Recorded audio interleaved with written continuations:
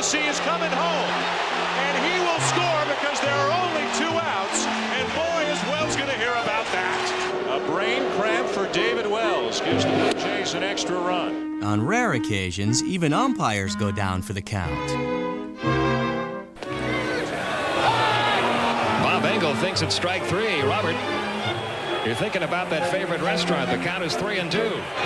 Bob Engel embarrassed this time. He's trying to keep from laughing and smiling. The most decisive second strike ever called. Once, brain cramps struck a player twice in 1 year. Here's Mel with The Who. Have you heard the song, We Won't Get Fooled Again? Ozzie Guillen has it. Look. He thrown to first, getting Guillen back. Guillen's out! The old hidden ball trick's a ruse that might get you once when you're a kid. But it didn't get big kid Ozzie Guillen once in 1989. It got him twice. Well, I remember the first one, I was in Milwaukee and I got tricked that, they hide the ball and they give me out. I just walk off the field like, another idiot back in the baseball game. Poor old Ozzie. First he gets it from Greg Brock, and then he has to contend with the master, Dave Bergman. Ozzie had a habit of sliding back into first and then taking his hand off the base and putting his foot on it. And that's something you don't do, so the guy tagged him out. And he's out. That's the second time Ozzie Guillen has had that happen to him this season. The trick with the whole thing is that you can't do it too often. Because if you're doing it all the time, then the element of surprise is gone. Went here, kept the ball, tagged him out, see you later. That's very embarrassing. We played against Detroit, and they did it to me again, but the guy almost took my head off. I was so embarrassed, and I don't want to go back to the dugout because that thing happened like 2 days before that, the first time, and then you get cut again. I guess I was struggling in that moment, and I was excited to be in first base. The ugly thing is when you do it a lot and they did it to you. That's the most embarrassing. It's the old hidden ball trick. Ouch! Okay, it's bad enough when the hidden ball trick dupes you. But how do you explain brain cramp victims who hide it from themselves? Now, Offerman tagged up on that play. And Walker doesn't know how many outs there were. He gave it. Offerman will go back to third. Well, wait a minute now. This is something I don't understand. I think Walker gave the ball to a fan.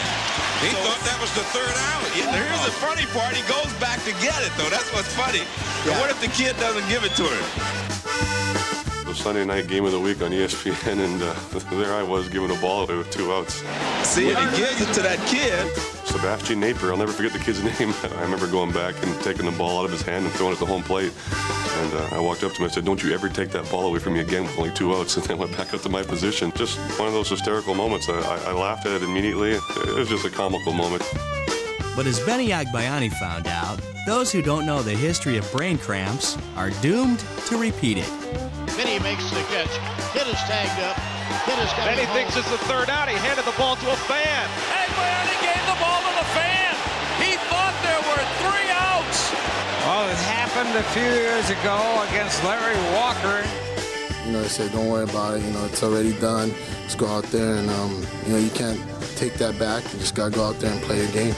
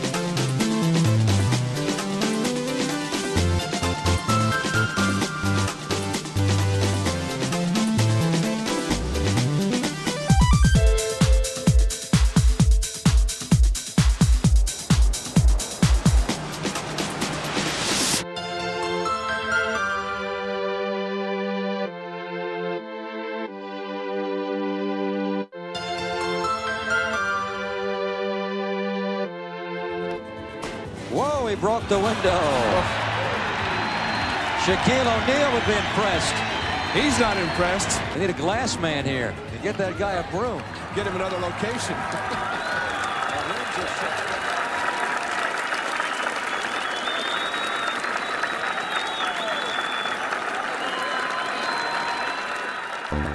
Carlton Fisk was one of the game's great catchers, with a gun for an arm and a most unforgettable home run. So it's no surprise his date with infamy was also quite a play.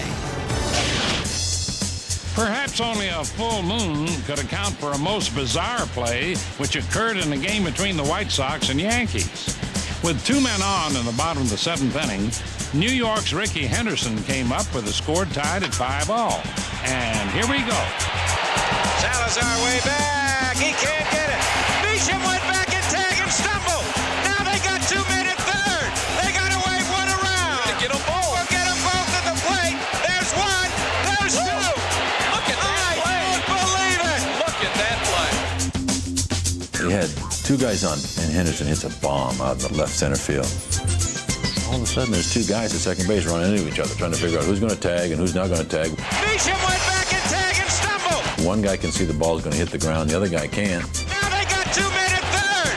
They're rounding third, and I see the ball come in, and I'm going, oh my gosh, what's going to happen? And then you get Gene Michaels coaching third base, and Gene throws up his hands like this, going, what the heck's going on? So I tagged one, he fell down, I swung around, tagged the other one, he fell down, we're all on the ground. Look at that play. I don't believe it. Look at that play. And I look up, and Ricky's at second base going, oh my gosh, he thought he had 2 RBIs. How about that for a discombobulating double play? Jose Canseco. In his prime, one of the game's most powerful offensive weapons. But off the top of our head, we've never seen a more infamous blooper than Jose's. Things weren't bouncing Jose Canseco's way. It is off his head, it looked like. And over the top. A home run. That looked like it hit Canseco over the top of the head. Now, kids, don't you try this at home. Well, This Week in Baseball has its lead piece of video. The greatest blooper I have ever seen in my life was Canseco getting hit in the head and the ball going over the fence for a home run. Canseco goes back to the wall. He looks like he's checking the wall. He's checking the ball. Reaches up. Hits him right there. He goes over the top. Look at this. Next thing we know, we see this thing ricochet off his head and go over the fence. And center fielder Holtze at the time was out there and looks at Canseco and he said, did that ball hit you in the head? And Canseco said, no, it didn't hit me in the head. It hit Canseco in the head. I'm walking over to him. I was going to try and give him the benefit of the doubt. And I said, Jose, did that hit you on the head? And he goes, no, it deflected off my glove. Boink! And I fell out right then. I just started laughing. David Hull's laughing out there, so it must hit something funny. The bullpen's over there too, so it's kind of a domino effect. Everyone around the park starts laughing. The bad thing is you can look on the mound and Kenny Rogers was pitching. They're just fuming. Kenny's fuming. All we could do was put our gloves over our faces and laugh about it. Jose, you've hit a lot of home runs, you've done a lot of great things, but that shot will live forever. Right on. Really a heads-up play, Jose. If it had been all black, we'd have just had to all go home. Trying to find a way to get out of here. Whoop. A little too slick. He can get out there. Oh, looked like he saw Elrod Hendricks out there and changed his mind. Now the ground crew is chasing him. He's going to come in to hit. Probably a Detroit Tigers scout. Got a lot of pseudo moves. Gonna run out of gas pretty soon. My gosh, what is that? Is that a rat? Like a muskrat or a cat? Let me see that. It's a cat. We had, some stray cats that, took up residence in the kingdom for a long time. Well, this one particular night, one of the cats gets on the field and just running around all over the place. Finally, another attendant picks it up, and the attendant that got scratched just... Oh, he's in pain. Look at him. Oh, that cat is mad, and he got rid of it. He's starting to run off the field and take care of the cat. All of a sudden, this cat just munches down on his finger. That's a tough little guy. The cat won't let go, and all of a sudden, Bert is twirling around like a top, trying to get rid of this cat. He's going like this and trying to get the cat. The cat's hung out his finger like this, and he's in a whole lot of pain. Finally, he gets rid of the cat. A fussy feline with claws. That was kind of funny. That cat has gone crazy. Uh-oh, someone's gonna cause a stink with the umpires. Skunk alert. Yeah, the Wires. Oliver, North America. Game delayed by skunk. Hey, is that a... Dragonfly. He probably is totally unaware of it. Let's see if Lieberthal notices the dragonfly. No, I guess not. No question, the animal world has given the game some of its most memorable moments. St. Louis, Missouri, home to lawns the size of your head. There's another one. I think we got the whole family here. They're going to try to pin him in center field. They think he's going to run into the trash can. Holy cow! That's an owl, in case you're wondering. Get away, Durwood. That dog doesn't look that bad. Enjoying their milk. Look out! I guarantee it won't be his last. A veritable beehive of activity. We have a funky chicken here tonight. David Cone has had a long and distinguished career. But early on, he had a moment he'd just as soon forget. The key word here is forget. Here's Mel Allen. David Cone of the Mets had a tough night in Atlanta when he talked the Braves into 2 runs. I didn't get a call I thought went my way. Just came to a boiling point on that one certain play, and I just vented it out all on Charlie Williams. Breaking ball, grounder. Marshall lets Jeffries get it, toss to Cone, he tags the bag, and they say safe. I saw the whole play developing. Coney was at first base arguing to umpire, and I saw Murph score from second. Watch the runner, he's not watching the runner. The runner scores! And then Ernie Witt came around from first base, and I saw it happening. It was like in slow motion. The second runner scores! Cone's still arguing! Turned Coney around, I tried to rip the ball out of his hands, and he had a good grip on it. There's no way you're getting the ball out of his hands. I don't believe I just saw that. I don't think you're ever going to see a play like that again in the history of baseball. I don't think you've seen one up to this date. You also don't see many guys play all 9 positions, but Steve Lyons did. It looks like Steve Lyons is going to get the opportunity to catch. Lyons comes in and makes a spectacular diving catch. Steve was comfortable on the field and on the mound. He struck him out. But his real claim to fame is much more revealing. A brief moment that left him exposed to a date with infamy. It takes a unique individual with a unique personality to do something like that. He probably don't mean to do it, but he is in the high life for life. It was not my finest moment. There's the bunt. That could be trouble as Petrie. No, Stevie dives in and beats it. They called me safe, but I was really out.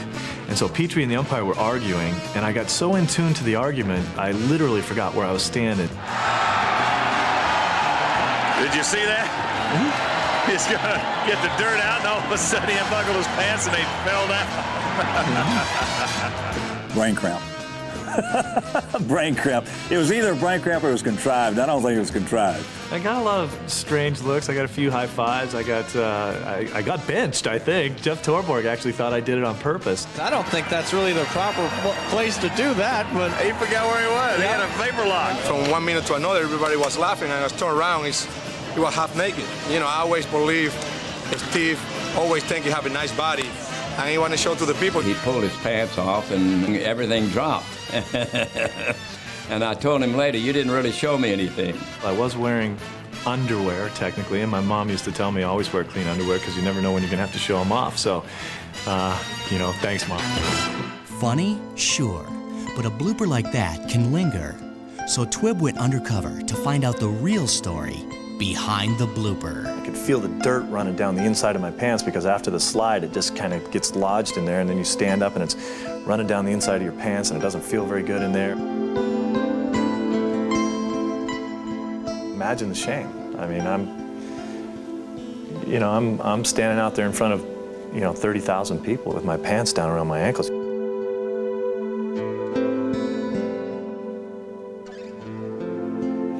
I've had to live with this for like 10 years now, and people think it's easy, but it's not.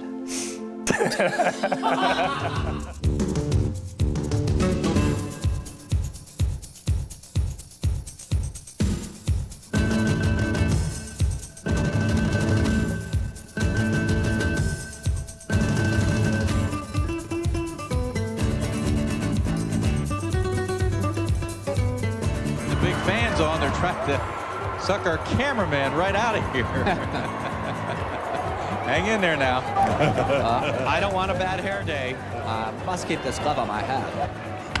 Fly ball. Bagwell into foul ground.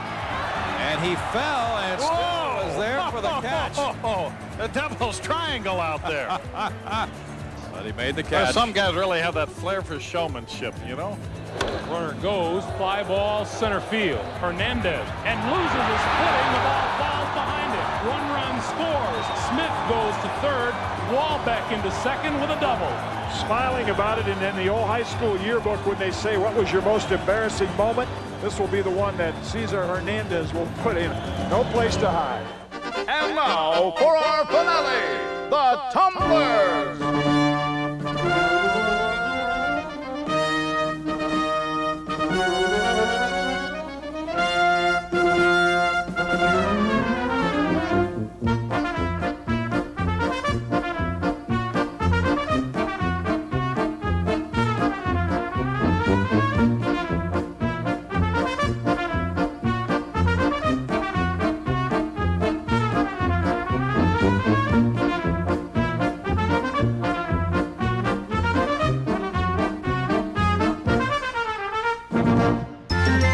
You know, bloopers don't always equal blunders. Some are subtle works of art.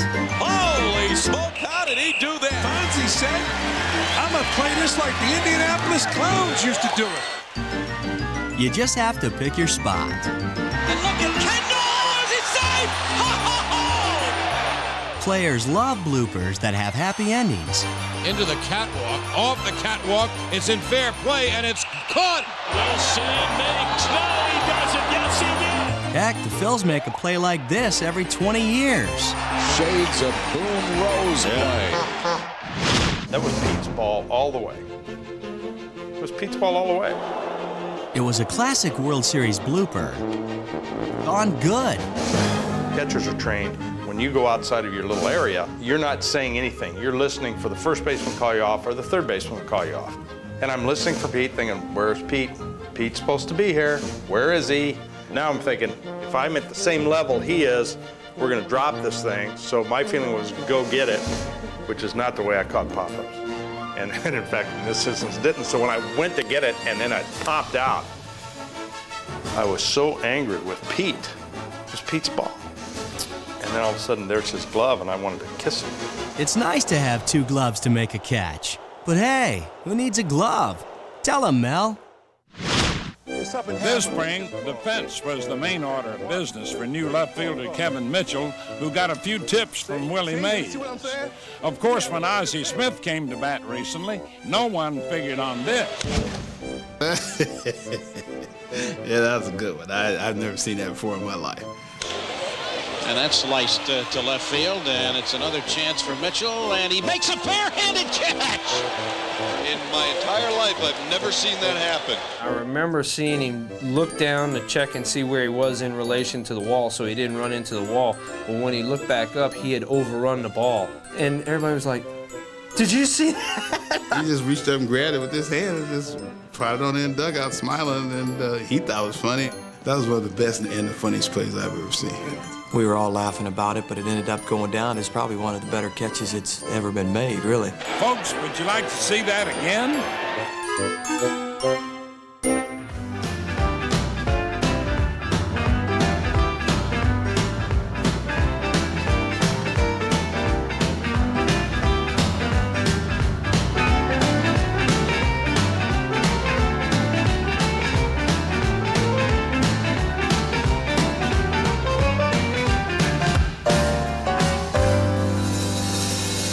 Roscoe came in and finished out the ball game a little shaky. Didn't get a save because of the rules. He did not pitch 3 innings, and he came in with out the the on-deck batter being a batter that he would face in his next approach to pitching to the hitter.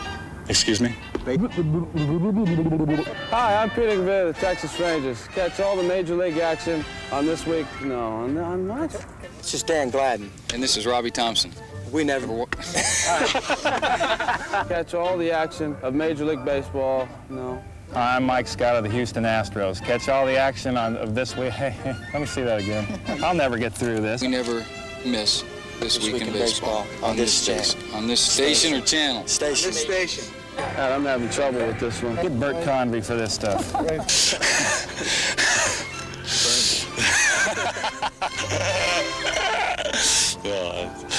Hitters are not really going to know him. Thanks. You don't know where the ball is going. But if this guy don't get behind me, I'm going to hit him in the head with his bat. I can't think of anything else that I really want to talk about. The reason I'm telling you this is because I know you won't show it. We never watch This Week in Baseball, so don't you watch it. Yeah, sounds good to me.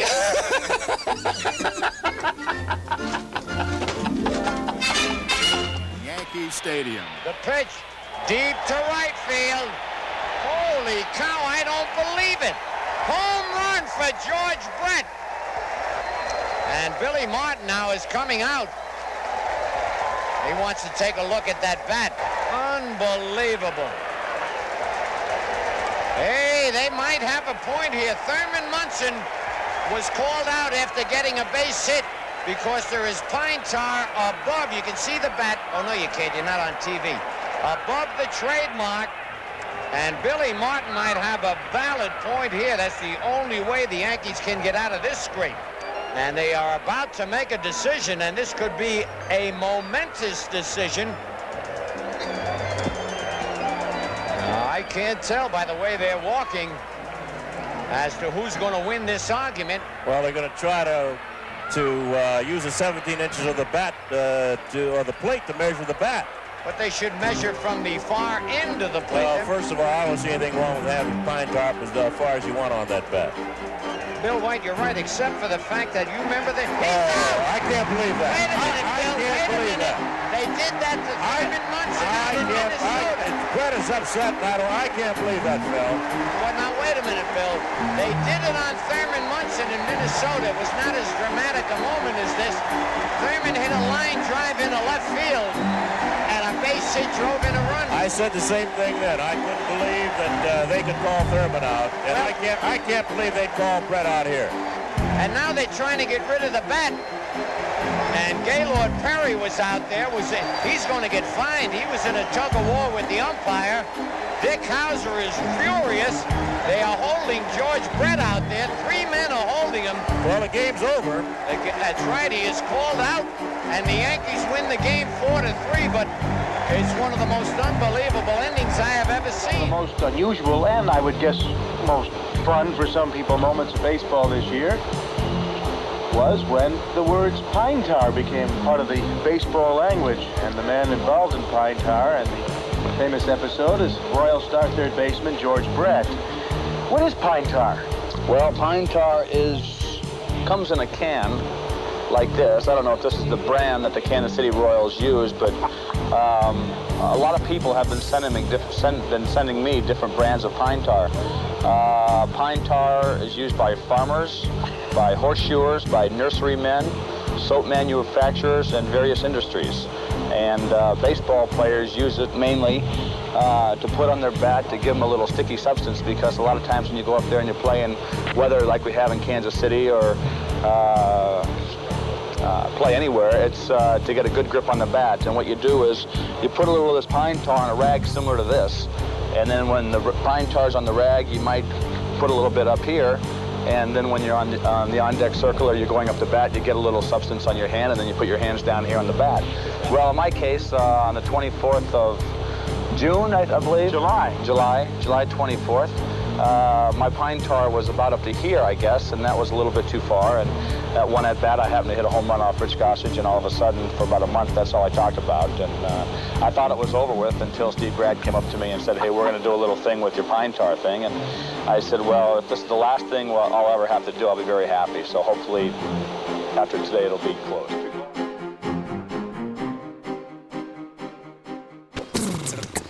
Oh, you guys are ready? Rolling. Are you gonna say go? What a great time I'm having. See? Oh, what did I say again? What I'm trying to say is. Oh my God, I had it. I forgot the rest of it. The hardest part is remembering my name. God, it's so long. I forgot what I was gonna say. What am I saying? Nah, we'll try that one again. Let me think what I'm gonna say. Can we please have quiet? Too much noise. You could say it's like being up in the Rocky Mountains if you want. Hey, you got me all hyped now. Now you're all screwed up. Up here? Yeah. Now, let's do that over. Do that one more time. It's good spit on your lens there. Can't even imagine what it'd be like to catch and know it. Yeah, see, it's not easy, is it? All right, thanks for. All right. Thanks for having me with. I enjoyed being here. Hold on a second. Thanks for having me. I've had a great time hosting This Week in Baseball from my home here in Hawaii. I've had a great time hosting This Week in Baseball from my home here. I have a beautiful new stadium here in Edison. Y'all stay tuned for next week's special All-Star edition. I had a great week here. I'm standing here in the 5.5 hole. They say cut and hold, so I'm cutting and holding. Watch us next week as Jason Kendall hosts This Week in Baseball. That's a little close, bro. I had the time of my life hoping.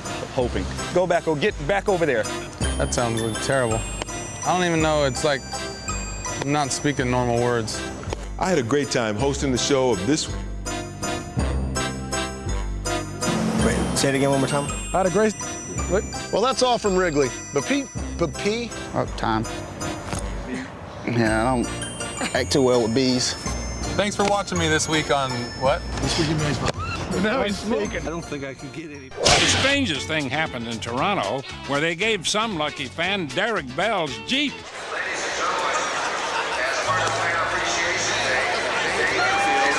Carter are giving away Derek Bell's Jeep. They tricked Derek into the clubhouse guys got the keys for Derek's souped up hot rod looking SUVs. And Derek's standing on the bench going, hey, that looks like my car. I see Joe Carter and Devon White and Kenny Monado, waving to the fans as they drive my truck around the field. And then they say, ticket stub, so-and-so, so-and-so. The winning ticket number is section 123, row 7, seat 1. Congratulations. The PA announced it as though Derek had approved it. They gave his vehicle away. Well, it had been prepaid, we already had the tickets in hand, but it was awesome just to see his face. Realizing at last it was a joke, he and his teammates who perpetrated this setup of Bell all enjoyed a laugh together. I can just look at him and laugh because I said, that's a good one. I said, that's a good one.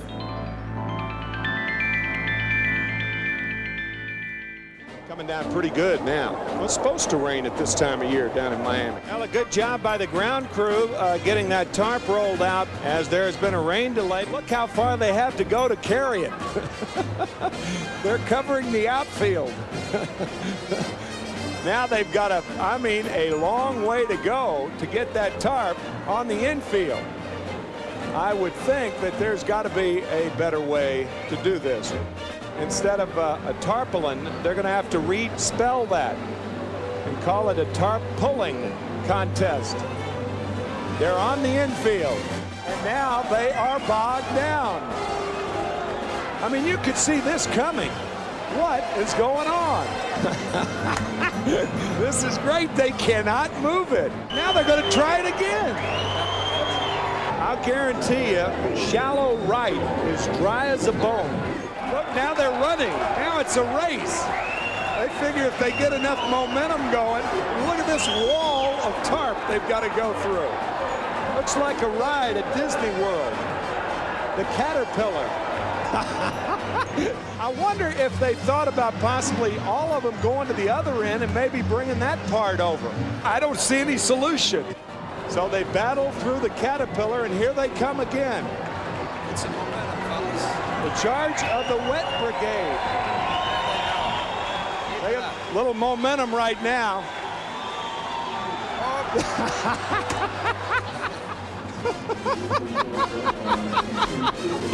General George Pickett at a little town in Pennsylvania named Gettysburg had a famous charge, and I'll guarantee you this grounds crew here in Miami charging about as zealously as Pickett's crew. Here it is.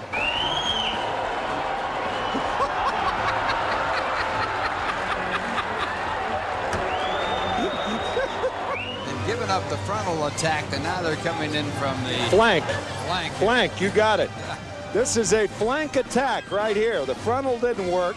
You saw the volley stop them. Here we go. Earlier. They've made it. Look at this. They're going to make it, and it stopped raining completely. It has stopped. Oh, this is wonderful.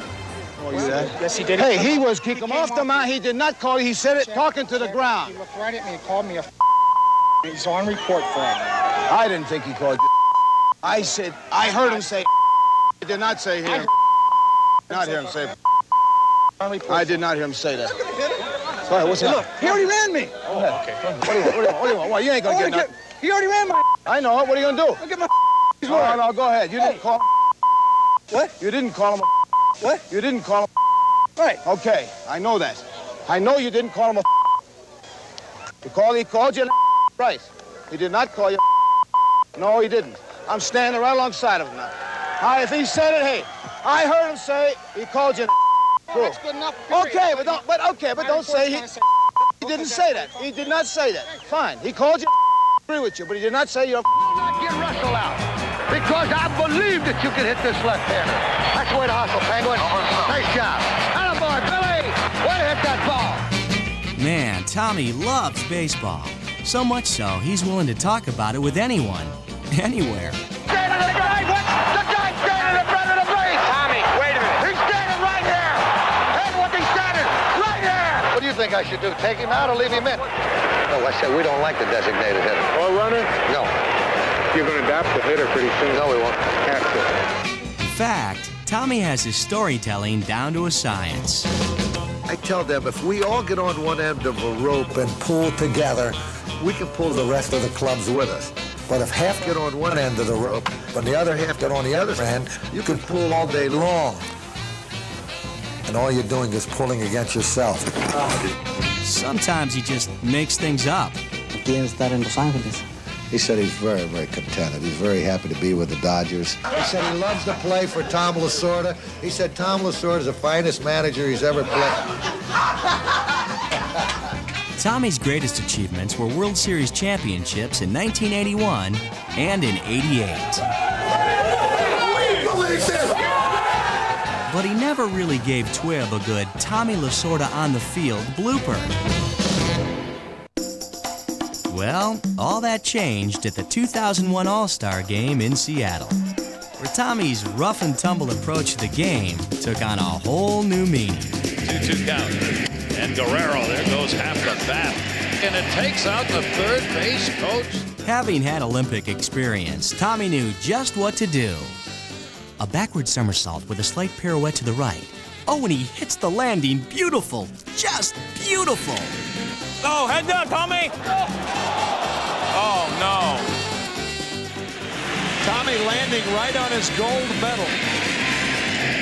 Whoa. His score, you throw out the lowest and the highest, he gets a 9-8 for this. And thank goodness that he's all right. Because we knew Tommy was going to ham it up, too. He was going to, take that moment for what it was worth. Well, that'll be the memory of this All-Star game for Don Zimmer. Now look at this. Now look at this. They're going to bring him, what, a jacket? No, it's a chest protector. A chest protector. Lasorda's grace under pressure entertained the fans almost as much as the players.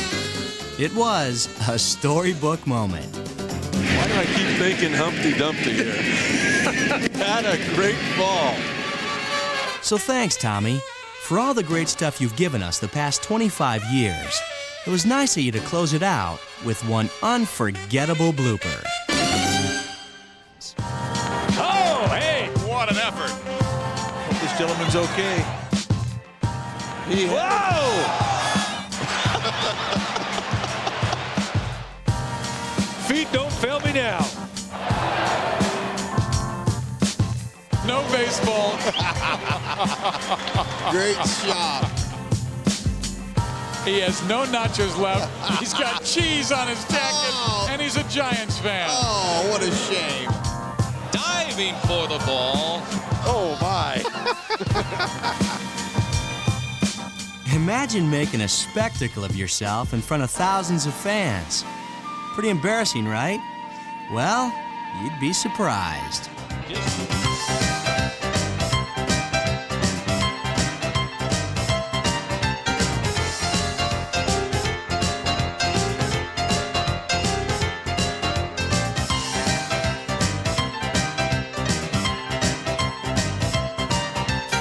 Hit a fan behind the plate.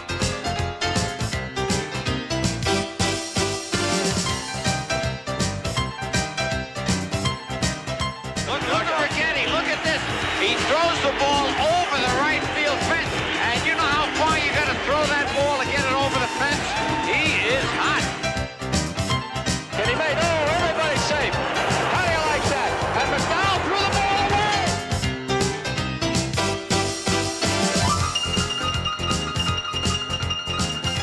Confrontations on the mound can become classics. Reliever Al Roboski was called the Mad Hungarian because of his crazy antics on the mound, and he nearly drove umpire Bob Engel crazy while pitching for Atlanta one night at Dodger Stadium. You could get some baseballs that felt like a grapefruit, and the umpire threw a ball out to me, and it felt like one of the grapefruits, so I didn't want it. He threw me another one, and I got ready to return that one to me. He kind of got mad at me and just went ahead and fired a ball over my shoulder. And I could have stood there for a minute, and then I took the ball and I had it in my hand and I rolled it to him. So he took another ball of the ball and rolled it out towards the mound. And I remember standing there, and I was not going to pick up any one of the balls that are out there. And my second baseman, Jerry Royster, came in from second base, came over to pick up a ball, and I'm saying, Jerry, don't pick it up. I said, Al, I'm getting pretty tired of bending over for these balls. I said, I wouldn't mind bending over for a ground ball if somebody hits me, but when the umpire's rolling back to me, I said, we got to figure out something to do here, because otherwise it's going to get dark here. And I bent over, scratched it on the mound, and kind of threw it over to the Dodger dugout. At some point, I guess I got a ball that I liked. I threw a pitch, and it was a ball. Yeah, but hold on there, Reggie. Even Al knows it's not ball 4. So I went to the umpire and I said, you know, that's only ball 3.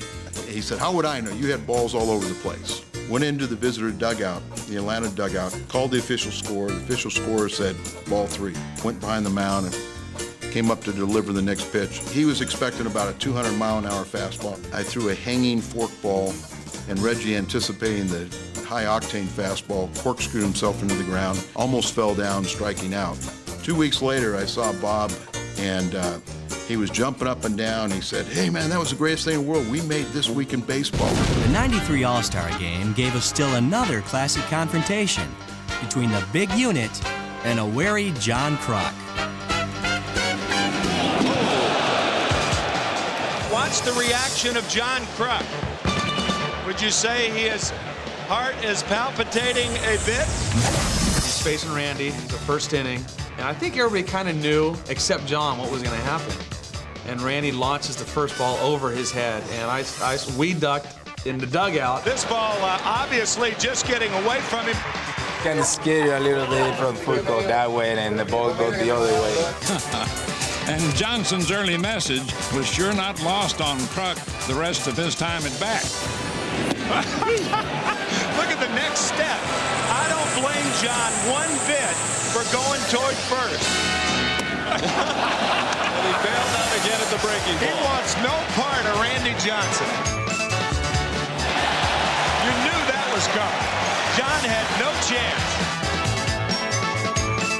It's kind of funny. It wasn't staged or anything. It seriously just kind of slipped out of my hand, and a great recovery after that. That's how cold it is. In better form than Greg Louganis. There's a lone figure standing out in right field, and only he knows who he is. This looks like a scene out of a Humphrey Bogart movie. Martinez makes an error on Ed Lynch's hat. Look at this discussion between Ed Lynch and Billy Williams. He said, what am I going to do? Hey, I need my own gun. You talk about pulling the string. With so many flakes in baseball these days, you wonder why this doesn't happen more often. Winter wonderland, let it snow, let it snow. Weather outside is frightful, and I am so delightful. I don't want to play. So let it snow, let it snow, let it snow. I got a lot of requests for a dome stadium today. They want one immediately. Put out right. There's nothing you can do in baseball but wait out the storm. But some players have turned rain delays into rain delay theater. I saw Robbie walking down the tunnel, and then he had my shirt on, and he had the mustache a little crooked, not as tight as I get it, but he did a pretty good job. To me, this is worth the price of admission. That is just pure determination. Of course, the godfather of the tarp slide is Rick Dempsey. It happened back in 1977. It was the last day of the season in Boston. The rain was coming down pretty good at that time. I put a pillow underneath my shirt and everything to simulate Babe Ruth, and went up there and swung left-handed and hit the phantom home run. I don't know what possessed me to do it, and so I just kept sliding around. Which begs the question, is tarp sliding in the rain hereditary? Witness one, Greg Zahn. Well, Rick Dempsey's my uncle, and he has his own rendition of the tarp slide that everybody's seen. Mine's a little bit more quick, a little bit faster, and more of a 90s approach. Uncle Rick, eat your heart out. So, how would the Godfather rate Ventura's performance?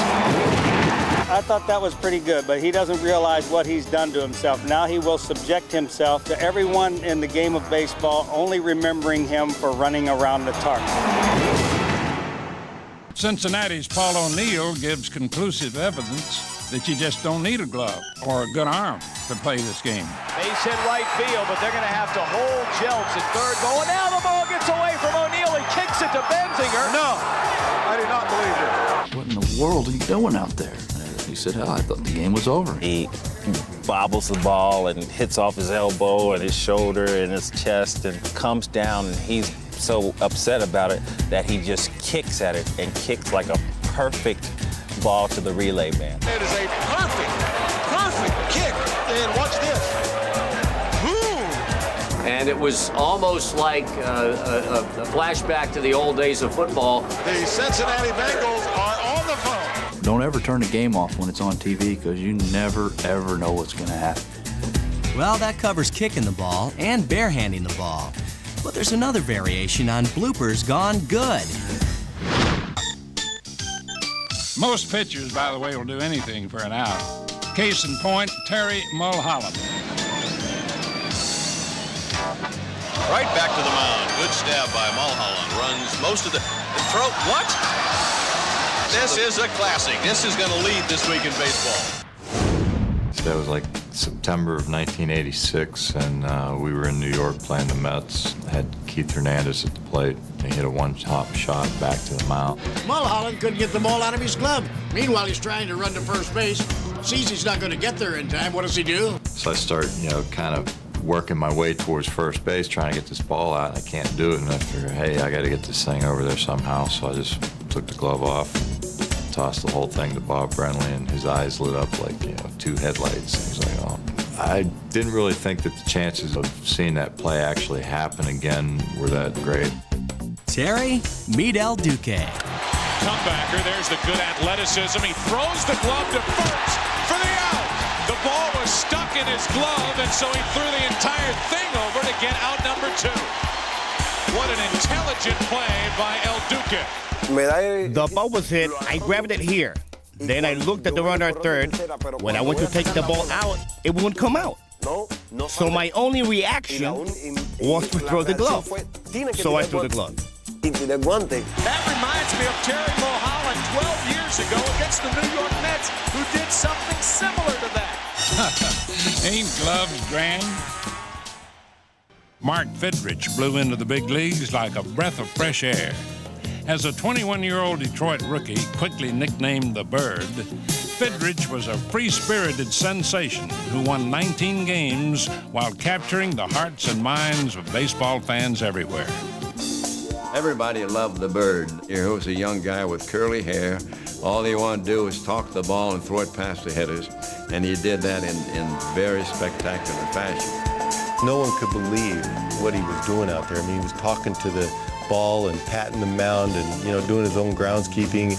You'll see him mumble a couple of words to the ball. I was always talking to myself. You've gotta relax back, gotta throw strikes, keep it down below the knees. You held on to that too long. Okay, over here, over there. Every time a guy got a hit, I would not throw that same ball again. The ball had a hit in it. I know it had a hit in it. Really get back in the bag. A ground ball pitcher, Fidrych relied heavily on his infield defense. When you had a guy dive for a ball, boom, boom, get you out of the bat. Yeah, that's it, that's boom. It pumps me up, it pumps you up, you played off each other. Guy hit a ground ball to short. The Bird would jump up and down and run over to the shortstop and shake hands with him. And that was just his way of doing things. He enjoyed the game so much. The Bird's legend was raised to a godlike status during a Monday Night Baseball game against the Yankees. Fidrych pitched a complete game victory, and when it was over, the cameras kept rolling as the Detroit fans kept cheering their mop-topped hero. Oh, this is unbelievable. He loves them. Look at that. This kid is terrific. When the people wanted me to come out, I wanted everyone to come out there. And they said, yeah, we'll go out. But then they got as far as the dugout, and they just started laughing. And they just set me out. And I don't know. I couldn't do it without them. It was amazing, you know. He was so big, so popular. You go to interview him before or after a game, you couldn't get to him. They would send him so much stuff, you couldn't get at him. You had to climb over all the gifts he was getting. It was all over the United States, even Europe, Japan. That's astronomical to me, you know. There's not many individuals in our game that actually put more people in the stands. Mark Fidrych put people in the stands, a showman in his own way, not trying to show people up. He was just a great, great young kid and a great young pitcher. Oh, he is some kind of unbelievable young Mark Fidrych. Rookie of the Year in 1976 with a 19-9 record. Injuries quickly put Fidrych on the fast track to retirement on his Massachusetts farm. But at the Farewell to Tiger Stadium in 1999, his fans offered a deafening reminder that this Bird will never be forgotten.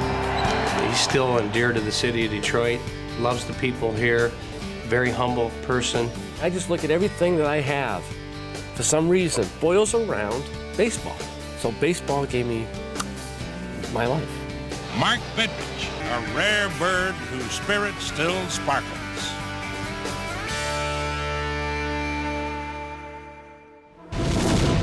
We've seen some amazing catches on TWIB as players challenge the laws of physics.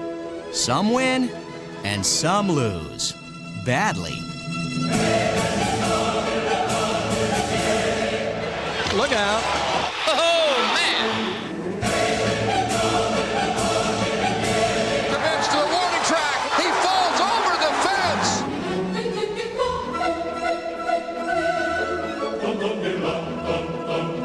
The collision, the ball falls in.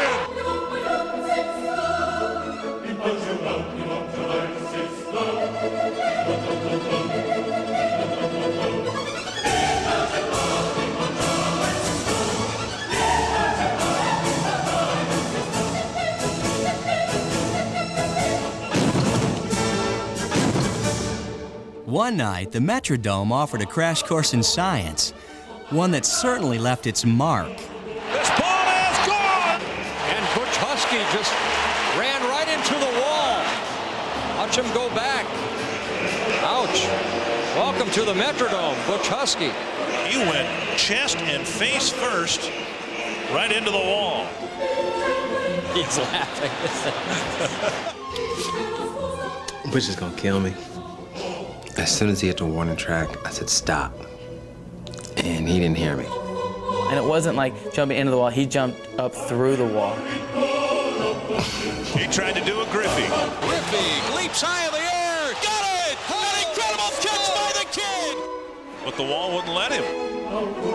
The next day, we were going out to take BP. And they drew a outline of him tattooing the wall. I was the culprit to that. Once you realize that he was okay, Griffey's out there laughing and Jay Buhner's out there laughing. So, I mean, you could joke around about it. He's all right, thankfully. Boy, it's a good thing that there's padding out there. My. Husky learned a lesson every ball player should heed. But apparently, Mr. Cliff Floyd skipped that class. Rayu hits it in the air to left field and hard. Going back on it quickly is Floyd. On the run, can't get it, and he crashes into the left field wall. He went full face front into the wall. Sound like a bomb went off behind you, didn't it? Yeah, he's smiling. Thank goodness for that. The kids were having some fun with a little Cliff Floyd imitation. That looks like a lot of fun. But walls can be beaten. Butch, Cliff, meet Rodney McRae.